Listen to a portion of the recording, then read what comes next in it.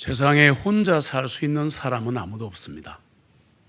이 땅에 태어나면 최초로 혈육가족을 만나게 되고 친척을 만나게 되고 그리고 학교를 가고 직장을 가고 세상을 살아가면 수많은 사람과 살아가야 합니다. 누군가와 관계를 맺고 살아가야 하는데 사람과 사람 사이에 일어나는 일을 대인관계라 그렇게 말을 합니다. 대인관계 실패해서 인생을 실패하고 힘들게 살아가는 사람들이 이 땅에는 너무나 많습니다. 특별히 가정이 그렇습니다. 그래서 시중에 보시면 대인관계를 다루는 책이나 자기개발서가 넘쳐납니다. 이런 책들은 약간의 도움은 줄 수 있는데 그리스도인에게는 큰 도움이 되지 않는다는 걸 아셔야 합니다. 부부관계 개선, 자녀를 어떻게 양육할까, 무슨 하버드 박사 이런 거, 그 다음에 자기를 어떻게 개발해서 성공시키나, 약간의 도움이 없다는 건 아닙니다. 육적으로 혼적으로 약간 용기를 줄 수는 있는데 그리스도인이 참고할 책은 아니라는 겁니다. 이런 책들을 보시면 단순 윤리나 도덕 수준에서 얘기하는 것이고, 그리고 대부분이 현대 심리학에 근거를 두고 있습니다. 위험합니다. 그리스도인은 성경이 뭐라고 말하는가, 그게 답니다. 될까? 그거는 여러분 생각이고 됩니다. 오늘 선포되는 말씀은 세상의 윤리나 도덕과 관계없는 하나님의 말씀에서는 부모와 자식 간에 어떻게 하고 관계를 살아야 하는가 하는 걸 보여주는 겁니다. 복잡한 대인관계 혹은 이 땅의 다양한 삶의 정황 속에서 남녀 그리스도인 모두에게 다 적용할 수 있는 성경 원리가 있다면 받으시겠습니까? 네. 있습니다. 에베소서 5장 21절입니다. 대인관계의 황금률입니다. 같이 읽겠습니다. 하나님을 두려워함으로 너희 자신을 낮추어 다른 이에게 복종하라. 아멘. 여기에 들어있습니다. 이게 하나님이 주신 대인관계 황금률입니다. 남녀 그리스도인, 남녀노소 모두에게, 부부에게, 형제 자매에게, 그리고 특별히 부모 자식 간에, 그리고 직장 상사와 또 부하 직원 간에. 뒤에 에베소 6장을 보시면 계속 나옵니다. 쭉 나오지만 오늘은 부모님에게 순종하는 게 초점을 맞추기는 하지만 이것은 대원칙이라고 말하는 겁니다. 그래서 하나님을 두려워함으로 자신을 낮추어라. 그리고 다른 이에게 복종하라. 이렇게 되어 있습니다. 이 의미는 심각한데 굉장히 진지한데, 특별히 오늘은 이 성경 원리를 남편과 아내 사이, 부모와 자녀 사이에 적용하면 신실하고 행복한 관계를 유지할 수 있다. 성경이 증거합니다.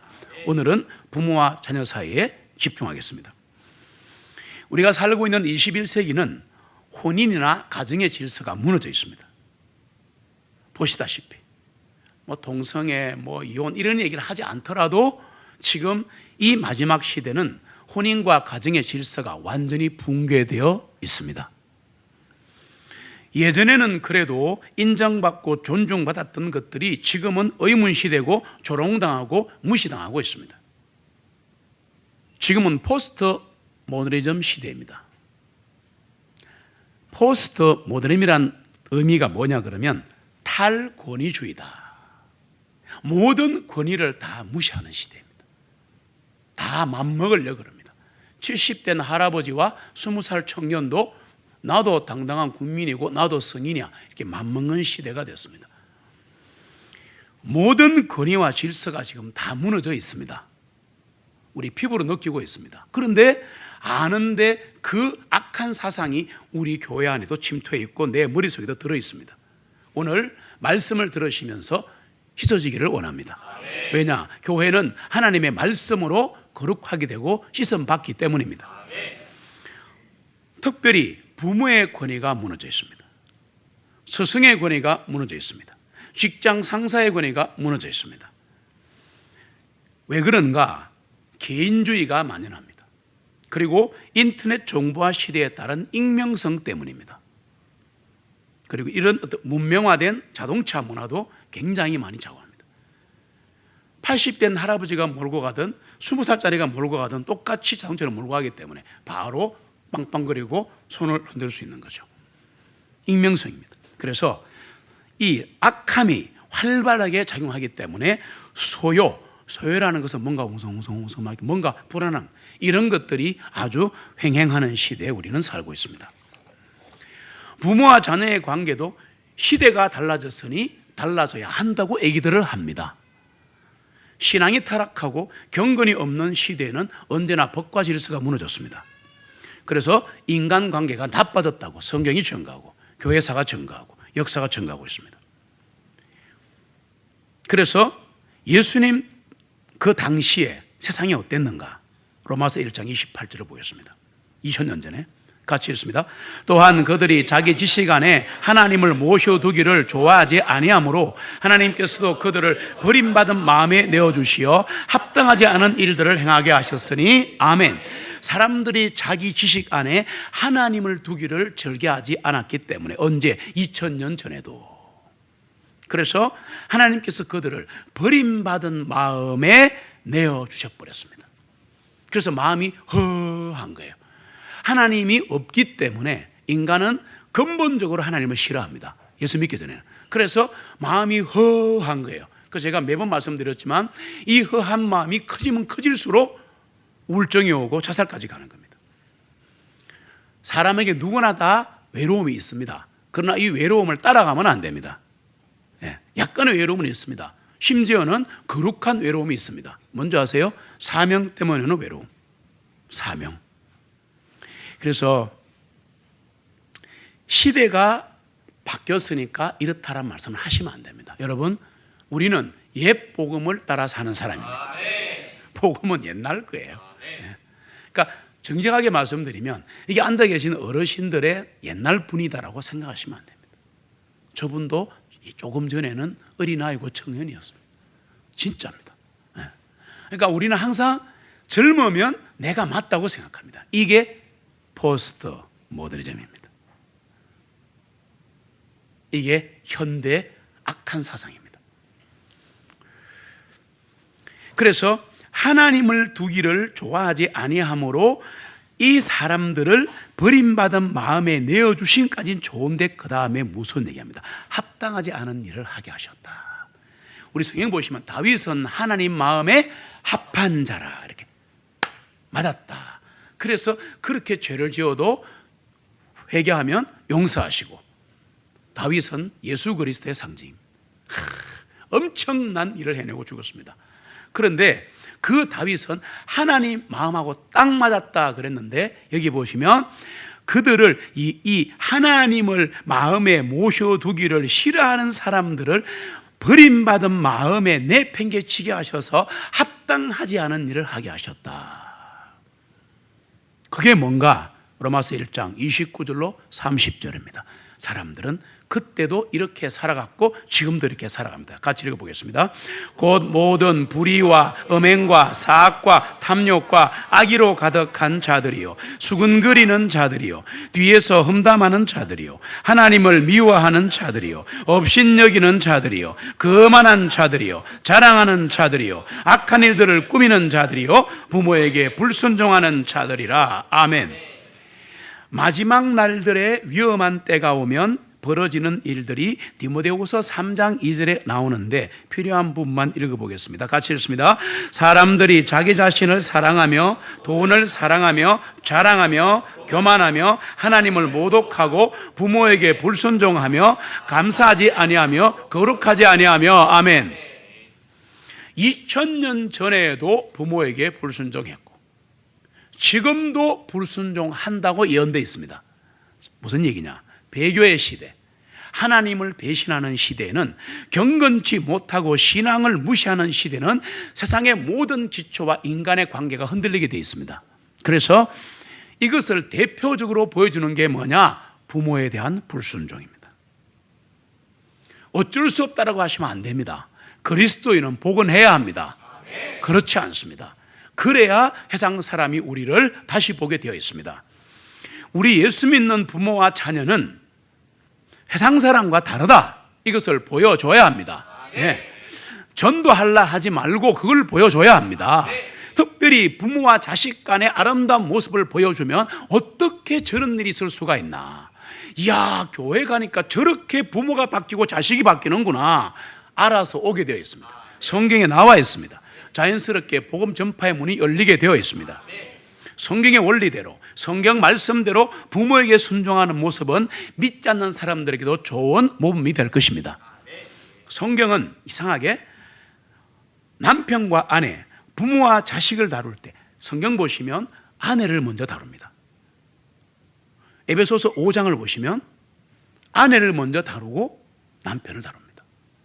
그런데 똑같이 부모와 자녀인데 자녀를 먼저 다룬 다음에 부모를 다뤄요. 생각해 보신 적 있습니까? 왜 그런지? 성경은 순서도 중요합니다. 내가 마음대로 바꾸면 안 됩니다. 신구약 순서 바꿀 수 없어요. 말씀 순서 바꿀 수 없습니다. 그러면 왜 그런가? 왜 그런가? 순종의 문제입니다. 순종의 문제입니다. 순종 아래 있고 순종해야 하는 자들부터 다루는 것이 성경의 원리입니다. 하나님을 두려워함으로 너희 자신을 낮추어 다른 이에게 복종하라. 자녀들아, 주님 안에서 너희 부모에게 순종하라. 그런 다음에 10계명을 우리에게 보여주고 있습니다. 에베소 6장 1, 2절에 보시면 너희 어머니와 아버지를 공경하라. 놀랍지 않습니까? 네. 영어 성경에 보시면 obey, 순종하라는 게 나오는데 이게 무슨 말인가 하면 아랫 사람으로서 주의 깊게 듣고 그분의 명령이나 권위에 따르라, 그런 뜻입니다. 아랫 사람에게 주는 게 순종입니다. 부모에게서 듣고 도움을 받는 입장에 있었다는 것, 그리고 지금도 있다는 것을 깨닫고 그대로 실천하라, 그런 뜻입니다. 그리고 공경하라 그랬는데 부모에게 순종하라 다음에 부모에게 공경하라는 공경이 아너입니다. 이 아너라는 단어는 원래 명예와 관련된 단어입니다. 그래서 상대방을 높이 평가하고 존경해라, 이것을 공경하라고 말하는 겁니다. 자녀들은 마지못해서 하는 순종을 들여서는 안 됩니다. 이것은 성경의 문자를 본 것이지 영을 본 게 아니다. 다시 말할까요? 자녀들은 율법의 문자, 즉 해라, 율법이라는 건 어려운 게 아니고 해라, 하지 마라, 이거는 율법, 계명, 명령이라 그래요. 이 율법의 문자뿐 아니라 속뜻도 읽어야 합니다. 그래서 자녀된 자는 부모를 존경하고 두려워해야 합니다. 부모와 자녀가 되었기 때문에 얻은 은혜와 처지가 우리에게 있습니다. 이래 생각할 수 있습니다. 아, 이게 마음에 안 들고 저게 마음에 안 들고 엄마 때문에 나는 공부 못하고 엄마한테 이런 거 물려받아갖고 어떻게 됐고, 이거 전부 다 범죄 행위입니다. 하나님을 대적하는 것입니다. 하나님을 대적하는 거예요. 부모와 자녀의 관계를 맺었기 때문에 얻은 은혜와 처지가 있습니다, 우리에게. 그거 깨달으면 기쁨이 오는 거예요. 자녀들은 어머님의 은혜, 아버지의 은혜, 그래서 나에게 준 그 환경과 처지를 커다란 특권으로 여겨야 합니다. 그리고 모든 행동으로 부모님에게 존경과 순종을 보이기 위해 늘 힘써야 합니다. 왜 그런가? 왜 그런가? 보이는 부모를 섬기지 못하는 자가 어찌 보이지 않는 하나님을 섬기리요? 성경 말씀. 거짓말하지 마라 그랬습니다. 보이는 부모를 섬기지 못하는데 어떻게 보이지 않는 영이신 하나님을 섬긴다고 거짓말하니? 그분을 섬긴데 바빠서 부모를 찾을 수 없다, 거짓말이라 그랬습니다. 고르반, 이스라엘 시대에 그런 게 있었습니다. 고르반이 뭐냐? 자기가 재산이나 뭔가 곡물이 있거나 송아지가 있으면 주님께 드릴 거요 이렇게 하고 안 주면 됩니다. 그걸 고르반이라 그러는데 성경은 악하다고 말을 합니다. 영적으로 얘기할까요? 내가 먹고 살기에 바쁘고 내 자녀 키우기도 바쁘고 내 교회 섬기기도 바쁘기 때문에, 영적인 의미적이거는 그렇기 때문에 나는 부모님을 모시고 섬길 시간이 없어요. 돈도 모자라고 지력도 모자라고 시간도 모자라요 라고 하는 것은 고르반이다. 아주 악한 짓이라고 성경이 얘기합니다. 그러면서 성경은 보이는 부모를 섬기지 못하면서 안 보이는 나를 섬긴다고 거짓말하지 마라 이렇게 말씀합니다. 예수 믿지 않는 자녀들은 부모에 대해 불순하게 짓거리고 무례하게 행동합니다. 부모들이 하는 말을 무시하고 시대에 뒤떨어진다고 하면서 자기들만이 옳다고 주장합니다. 부모가 말을 하면 앞에서 듣지 않고 계속 내 주장과 내 지식을 얘기합니다. 성경은 불손하고 무례하다고 말을 합니다. 이런 행동은 믿지 않는 자녀들이 하는 행동인데 믿는 자녀들조차도 부모가 연세가 들면 이런 행동을 합니다. 이것은 현 시대가 악하고 말씀과 율법이 없는 시대라는 것을 보여주는 겁니다. 율법이 걸리시는 분은 다른 게 아니라 하나님이 해라 하지 말아라고 하신 규례입니다. 규칙입니다. 조건입니다. 이런 소행에 대해서 바울 사도는 단호히 외치고 있습니다. 자녀들아, 부모들에게 순종하고 부모를 공경해라. 왜 바울 사도는 이렇게 훈계하는가? 세상 얘기 동원하지 않고 에베소서 6장 1절로 3절의 말씀만 가지고 선포하겠습니다. 왜 바울 사도는 자녀들아 부모들에게 순종하고 부모를 공경하라고 얘기했는가? 첫 번째는 성경 보시면 이것이 옳기 때문이다. This is right. 그랬습니다. 와, 옳은 일이니까. 의롭고 본질적으로 선하다 그 말입니다. 이게. 그래서 바울이 옳다고 말한 이유가 뭐냐? 태초에 설정된 창조 질서로 되돌아가야 한다 그 말입니다. 바울은 창세기 2장을 근거로 하고 있습니다. 나는 너희에게 기본적이고 자연적인 것을 행하라고 말하는 거야. 바울이 얘기합니다. 다시 말해서 태초로부터 남자와 여자의 관계, 남편과 아내들에게 관계가 주어져 있는데 그대로 행해라. 부모와 자녀의 관계도 태초부터 있었고 짐승들에게도 적용된다. 그래야 이것은 자연 질서의 일부가 되고 우주 법칙의 일부가 되고 삶의 기본 법칙의 일부가 되고 신앙의 일부가 되는 거야. 부모에게 순종하고 부모를 공경하는 것은 절대 작은 일이 아니다. 성경의 창조 원리고 이 우주 자연의 법칙이고 하나님의 명령이다. 그렇게 말하는 거예요. 그런데 이거를 아니요 제가 이렇게 말하면 안 되는 겁니다. 여러분 동물의 세계에도 보시면요, 어미가 갓 태어난 새끼를 돌보고 먹이고 보호하지 않습니까? 시극정성이잖아요. 동물이 인간보다 더 잘하는 것 같아. 아 진짜요. 새끼를 보호하는데 자기 목숨을 버리잖아요. 뿐만 아니라 어미는 생존에 필요한 일들을 새끼에게 가르치지 않습니까? 그리고 이것은 하나님이 만드신 자연 질서다. 그걸 아셔야 합니다. 약하고 아무것도 모르는 어린 새끼는 보호와 안내와 도움과 교육을 어미에게서 받습니다. 놀랍지 않습니까? 그래서 바울은 부모에게 순종하는 것이 옳다라고 말한 겁니다. 동물도 하는 일을 거꾸로 얘기하는 거예요 지금. 왜냐? 그리스도인은 하나님이 만드신 피조세계 어디서나 발견되는 자연 질서에서 벗어나면 안 됩니다. 나는 예수 믿으니까 이렇게 하면 안 된다는 겁니다. 에베소서가 그걸 말하는 거예요. 나는 예수 믿으니까 교회만 잘 다니면 돼, 신앙생활만 잘하면 돼, 아니라는 겁니다. 그런데 우리 주위에 그리스도인이 아닌 사람들이 많지 않습니까? 오늘 설교 잘 들으셔야 되는데, 그래서 오늘 어머니에게 카네이션 드리고 돈 줘야 되겠다, 이 뜻을 말씀드리는 게 아니에요. 지금 하지 말라는 게 아니에요. 잘 들어보시면 더 놀라운 뜻이 나옵니다. 들어보십시오. 그런데 이 예수 안 믿는 사람들도 세상의 규율과 법과 자연 질서를 정상적인 사람은 철저하게 지킵니다. 맞습니까? 그래서 하나님은 자연 질서와 우주의 법칙, 말 그대로입니다. 하나님의 창조의 질서에 따라 부모를 공경하고 형제간에 잘 지내는 사람들 분명히 잘 살아요. 예수 안 믿어도. 그걸 아셔야죠. 왜 그런가? 왜 예수 안 믿는 사람들도 본성적으로 세상의 법칙과 자연 질서를 따르는가 하면은 인간의 삶 전체는 이 자연 전체는 그게 맞다라고 말하기 때문에. 그래서 우리는 자연을 보고 배우고 세상을 보고 배우고 사람 사는 사회에서도 배울 수 있는 것들인데 이상하게 자기의 가치관으로 가는 겁니다. 자녀들이 부모에게 순종하지 않는 것은 자연 질서를 거역하는 거예요. 쉽게 할까요? 동물보다 못하다. 인간 본성의 전 체계 중에서, 사람의 본성 중에서 부모에게 순종하지 않는 것은 질서를 무너뜨리는 겁니다. 그래서 아니라 하면서도 찝찝한 거죠. 인간 본성이기 때문에.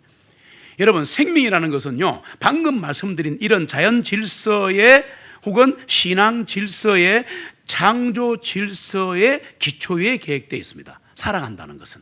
그래서 그렇지 않으면 삶이라는 것이, 인생이라는 것이, 우리의 생미라는 것은 혼돈이 오고 삶 자체가 종말을 구하게 됩니다. 이런 사람들은 참 이기적이 되고 우울증이 오고 굉장히 대인관계가 힘들어집니다. 다른 사람하고 잘하려 하지 마시고 가족부터 잘 챙기시기 바랍니다. 대인관계를 하셔야 합니다. 부모에게 순종하는 것은 하나님의 창조 질서요 자연법칙이라고 말씀드렸는데, 그래서 삶은 이 하나님의 창조 질서와 자연법칙에 따라서 행하셔야 합니다. 그래서 사도 바울이 이렇게 훈계하는 거죠. 자녀들아, 주님 안에서 너희 부모에게 순종하라. 이는 이것이 옳기 때문이라. 이러고 나서 바울 사도는 두 번째 말씀으로 나아갑니다. 에베소 6장 2절로 나아가는데, 옳을 뿐 아니라 이것은 약속 있는 첫 계명이다 그랬습니다. commandment, 십계명 중에 하나라 그 말이거든요. 부모를 공경하는 것은 본질상 옳을 뿐 아니라 하나님께서 오래전에 주신, 수천 년 전에 인간에게 주신 십계명에도 있다 이 말입니다. 이게 성경 보시면 그렇습니다. 하나 설명드릴 게 있습니다. 십계명은 계명이 몇 개겠습니까? 10개겠죠. 그런데 이 십계명 중에서 네 번째 계명이 뭔지 아세요? 네 번째 계명. 그 당시에 이거 안 지키면 죽었어요. 네 번째 계명인데, 안식일을 기억하여 거룩히 지키라. 그런데 그래서 이걸 갖고 교회들이 주일 성수 거룩하게 지켜라 그런데 성경에 없다. 그러면 안 지켜도 되겠네? 아주 꼬롬한 생각이다. 그런 뜻으로 말씀드리는 게 아니라 성경에 없다는 걸 말씀드린 거예요. 무슨 말인가 설명드릴게요. 안식일을 거룩하게 지키라는 것 빼고 나머지 9계명은 지금도 지켜야 한다. 맞아요? 네. 물론 구약의 안식일이 신약의 주일로 바뀐 건 아닙니다. 그게 아니고 안식일은 구약의 유대인들이 지키는 것이고, 됐어요? 구원받은 그리스도인들은 우리 주님이 부활하신 첫째 날을 기념하면서 주님 안에서 안식하는 날이 주일이다. 매일이 주일입니다. 매일 부활했다는 게 아니라 부활한 날이 하루밖에 없지만, 그날밖에 없지만 우리는 부활하신 주님 안에서 영이 부활해 살아가는 사람들이기 때문에 매일 부활의 날인 겁니다. 어느 하루 썬데이가 주어져서 모였을 뿐입니다. 모였을 뿐입니다. 그래서 주일날 함께 모였으니까 예배하는 겁니다. 교제하는 겁니다. 복음도 전하는 겁니다. 10계명 중에서 내 부모를 공경하라는 계명은 5계명인데 5계명이 무엇 때문에 주어졌는가 하면요, 이스라엘 백성을 포함한 그 당시에 인류가 죄와 어리석음 가운데 삶 전체에 해당하는 하나님의 근본 율법을 잊어버렸기 때문입니다. 여러분, 하나님의 명령은 우리의 삶 전체입니다. 우리는 잘못 알고 있습니다.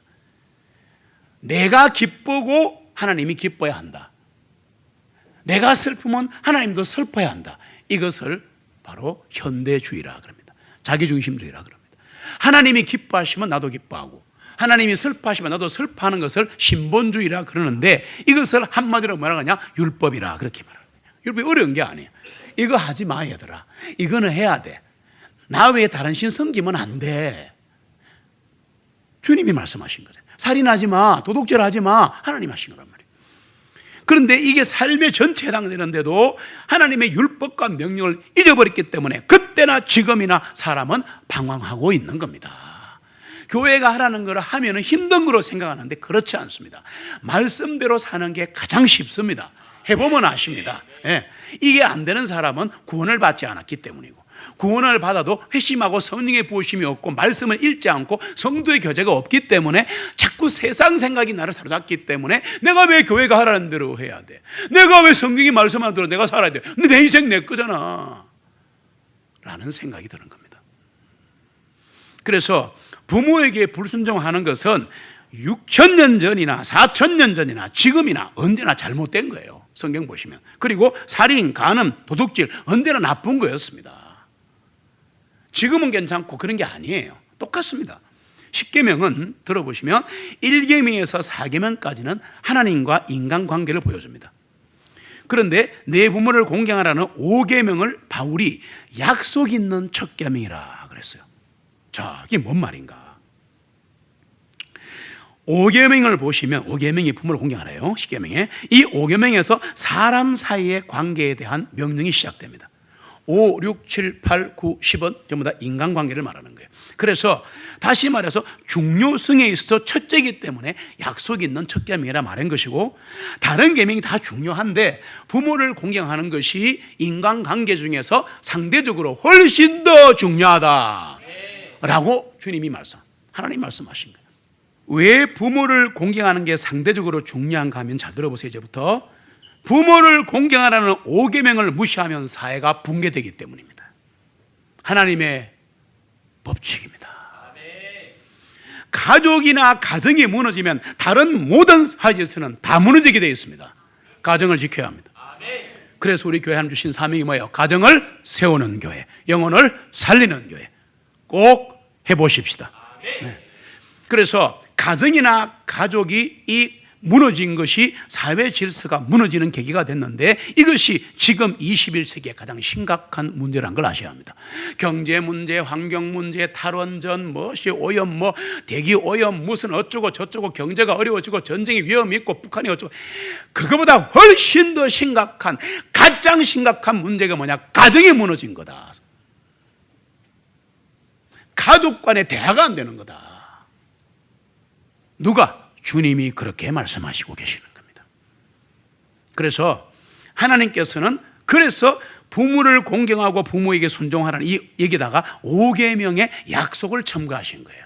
왜? 너무 중요하니까. 다른 10계명에는 보답이 없어요. 그런데 신약에 보시면 요 5계명, 부모에게 순종하고 부모를 공경하는 거에만 보상이 들어있는 거예요. 왜? 너무 중요하니까. 그렇지 않습니까? 네. 그래서 이 부모와 자녀의 관계는 또 있습니다. 좀 더 높은 차원을 보여줍니다. 내가 육신의 부모에게 잘한다, 저 소리 듣는다, 이게 아니라 하나님은 우리 아버지시다. 이거를 우리 육신의 부모를 보면서 경험하라는 거예요. 그래서 주님이 가르치신 기도에도 나오잖아요. 하늘에 계신 우리 아버지요. 그래서 육신의 아버지는, 육신의 어머니는, 부모는 하늘에 계신 우리 하나님 아버지를 기억나게 하는 거예요. 부모와 자녀의 관계를 보면서 우리는 모든 인류가 근본적으로 하나님과 관계가 있다는 걸 알게 됩니다. 예수 믿으면 하나님의 직계 자녀가 되는 거고, 안 믿어도 다 하나님이 만들어 놓으셨어요. 돌아오면 자녀, 안 돌아오면 할 수 없고. 우리 부모님들도 하나님의 자손들입니다. 지금 제가 사도행전 17장을 말하고 있습니다. 그러므로 하나님은 우리의 아버지시고 우리 모두는 그분의 소생입니다. 우리 모두는 하나님 안에서 살고 움직이며 지금도 존재합니다. 예수를 믿든 안 믿든, 그들이 인정하든 안 하든 관계없어요. 이 땅의 모든 사람은 하나님이 만드신 거야. 그래서 우리는 하나님 안에서 살고 움직이며 존재합니다. 이거 잘 이해하셔야 됩니다. 부모와 자녀의 관계는 하나님 아버지와 우리 그리스도인의 관계를 보여주는 모형입니다. 그림자입니다. 에베소 3장 14절로 16절을 보시면 같이 읽습니다. 이는 이러한 연유로 우리 주 예수 그리스도의 아버지께 내가 무릎을 꿇기 때문이니 곧 하늘과 땅에 있는 모든 가족에게 이름을 주신 그분께서, 아멘. 하늘과 땅에 있는 모든 가족에게, 그 말은 하늘에 있는 영적 가족, 땅에 있는 가족에게도 이름을 주셨다. 놀랍지 않습니까? 하나님은 우리 아버지십니다. 우리는 하나님의 자녀입니다. 부모를 공경하는 자녀에게 주신, 그러면 그 하나님의 약속이 뭔가 놀라운데요. 에베소 6장 3절 같이 한번 읽겠습니다. 이것은 너로 하여금 잘 되고 네가 그 땅에서 오래 살게 하려 함이니라. 아멘. 부모에게 순종하고 부모를 공경하는 자, 특별히 주님 안에서 벗어나면 안 된다. 이 말은 법칙이 있다는 얘기입니다. 말씀드릴게요, 곧. 그래서 그렇게 하기만 하면 내가 너로 하여금 잘 되게 해줄게. 이 땅에서 형통케 해줄게. 또 있다, 땅에서 오래 살게 해줄게. 이야, 대단하지 않습니까? 이 약속의 복은 부모를 공경하면 장수한다는 뜻도 있는데 그보다 훨씬 더 큰 복이라는 겁니다. 무슨 말인가 하면요, 하나님께서 이 5계명인 부모에게 순종하고 부모를 공경하라는 이 계명을 지키는 자를 하나님이 기뻐하신다. 첫 번째, 하나님이 기뻐하신다. 그리고 하나님께서 복을 주신다. 그리고 신앙에서 충만한 삶을 살게 하신다. 삼박자를 갖추고 있습니다. 세상에서도, 신앙에서도, 건강에서도 다 복 주시겠다는 얘기입니다. 이 놀라운 약속을 주신 하나님께 감사 찬양 올려드립니다. 그런데 세 번째가 하나 존재합니다. 자, 이제 한번 지금까지 기억해 보세요. 간단하게. 주님 안에서 네 부모에게 순종하라. 그리고 내 부모를 공경하라. 이것이 약속 있는 첫 번째 계명이니 십계명에도 나오지 않나? 사람의 본분이다. 짐승도 한다. 맞죠? 자연 질서이고 내 법칙이고 내 명령이야. 너무너무 중요하기 때문에 내가 복 준다 그랬거든요. 그런데 중요한 겁니다. 세 번째가 중요한데, 주님 안에서 순종해라. 세상 사람들은 세상 사람으로 이 주모에게 순종하지 않습니까? 그러나 그리스도인은 주님 안에서 순종하는 게 중요하다. 그게 무슨 말인가? 부모 순종은 자연 질서이면서 율법이라는 겁니다. 지켜야 한다 그 말입니다. 우리는 그런데 그 이상으로 나가야 합니다. 말씀이 하니까 억지로 해야 되는 게 아니에요. 여러분, 신앙생활을 잘하는 방법을 아세요 혹시? 율법과 비추어서 하나님의 명령을 지키는 게 좀 정직하게 합시다. 쉬워요? 어려워요? 어렵지. 거짓말 하지 말고. 잘 되면 이래 안 앉아있지 우리가. 하나님 명령대로 사는 게 쉽지는 않지요. 그러면 그게 쉽게 되는 방법을 제가 말씀드리겠습니다. 율법이란 하나님 명령 이런 건 지키고 이런 건 하지 말고 하는 그게 참 힘든데, 신앙이 뭔가 하면요, 은혜와 율법의 관계를 조명하면 신앙이 보입니다. 무슨 뜻이냐? 신앙은 율법에 은혜를 더하는 겁니다. 율법에 멈춰 있으니까 힘든 거야. 이래 해라 저래라, 부모에게 공경해라. 힘들어 죽겠는데 자녀에게 말씀으로 키워라. 잘 안 되는데 학교에 맡겨놨고 차고 나는 바쁘니까 직장일 해야지. 죽을 판입니다. 그 아이가 어떻게 되는가 확인하세요 나중에. 알아요? 학교에 맡겨놓으면 다 했다라고 생각하는 것은 진짜 처참한 부모이고 그리스도인 부모가 아니기를 자기가 자처하는 겁니다. 그래서 시스템이 잘 된 교회 가가지고 또 교회에 맡겨놓습니다. 웃기는 짓입니다 진짜네. 주여, 왜 이러시는 겁니까? 성경 어디에 교회에 맡기라고 나와 있습니까? 학교에 맡기라고 나와 있습니까? 안 나와 있거든요. 오직 자녀를 주님의 말씀과 훈계로 양육하라. 그 다음 구절이거든요. 근데 우리 무시하는 거예요. 왜? 내가 힘드니까. 내 인생이 힘드니까. 먹고 살기 힘드니까. 내가 아프니까. 귀찮으니까. 학교에 맡기고 유치원에 맡겨버리면 끝인 거야. 그리고 난 차 마시는 거야. 그럼 교회 가는 좀 누가 해줍니까? 아니 성경에 없다니까. 내가 하는 거예요. 부모가 하는 거예요. 아멘. 그런데 교회가 말씀으로 도우는 거예요. 분위기 만들어주는 거예요. 예배해 주는 거예요. 교회가 아이의 이 모든 걸 책임지라는 거 성경에 없습니다. 왜 그러십니까? 신앙생활을 잘하고 싶으시면, 진짜 믿음 생활 잘하고 싶으시면 하나님이 하라 하지 말라는 거에 은혜가 더해져야 합니다. 그 말이 무슨 말이냐? 하나님의 말씀에 은혜가 주어져야 한다 그 말입니다. 그래서 그 말씀에 순종하면 말씀을 따르기가 너무 쉬운데 순종 안 하니까 또 순종이 안 되는 거야. 이게 악순환입니다. 죄송합니다.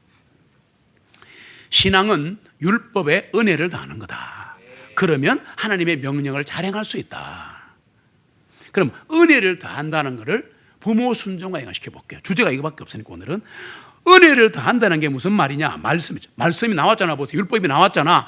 내 부모를 공경하라 주 안에서 했잖아. 그럼 이걸 했는데 잘 안 되잖아. 그 은혜가 되셔야 된다고. 그게 뭐냐? 우리 그리스도인은 부모를 공경하되 주님께 하듯 해야 합니다. 그러면 답이 나옵니다. 주 예수님은 하나님 아버지의 율법을 다 이루시고 그 율법을 영화롭게 하시기 위해서 하늘 영광 버리시고 이 땅에 오셨습니다. 근데 주님은 우리가 왕가의 세상이요 특별한 백성이 되어서 이 하나님의 말씀을 행할 수 있도록 하기 위해서 우리를 구속하셨습니다. 죄에서 건지셨습니다. 죄를 용서하시고 이렇게 만들어 놓으셨어요. 그러면 우리가 그러면 어떤 사람인가? 로마서 8장 4절을 보시면 같이 읽습니다. 육신을 따라 행하지 아니하고 오히려 성령님을 따라 행하는 우리 안에서 율법의 의의가 성취되게 하심이니라. 아멘. 육신 따라가지 마세요. 세상 가치관 따라가지 마세요. 성경 따라가고 성령님을 따라서 가면 우리 안에서 율법의 의의가 성취가 됩니다. 예수님이 하신 일이 내 안에서 일어난다 이 말입니다. 이게 부모 공경 안에 들어있다는 얘기입니다. 놀랍지 않습니까? 그래서 주님 안에서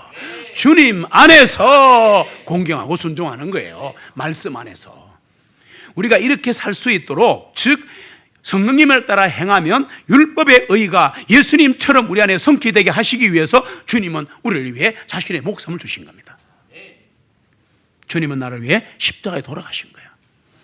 은혜가 뭐냐? 은혜는 우리 주 예수 그리스도를 기쁘게 해드리기 위해서 말씀과 계명을 명예롭게 하는 겁니다. 굉장한 겁니다, 여러분. 이거 주님 안에서 주님께 하듯 내 부모에게 순종하십시다. 주님 안에서 이것이 최상의 동기가 되어야 합니다.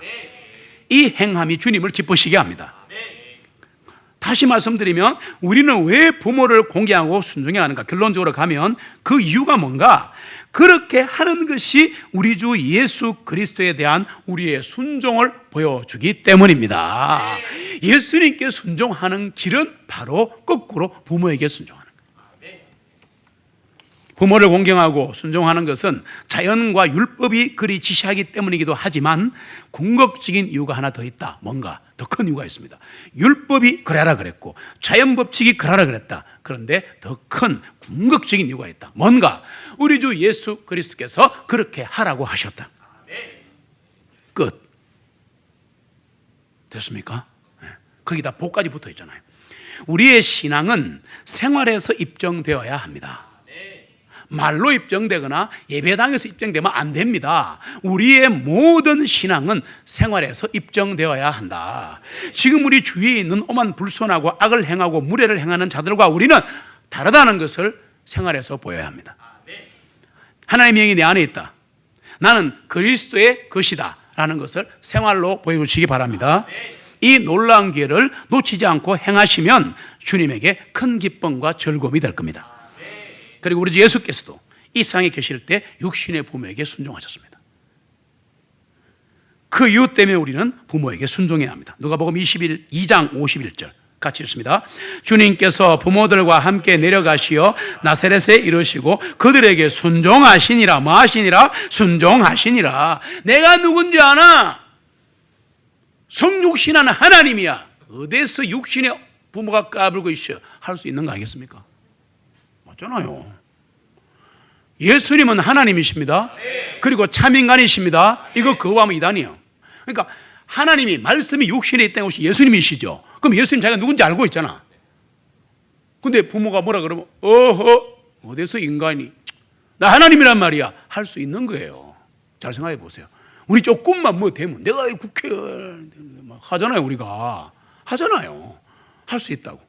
자, 생각하시면 예수님은 진짜 겸손한 분이었다는 것이죠. 이때가 12살 때입니다.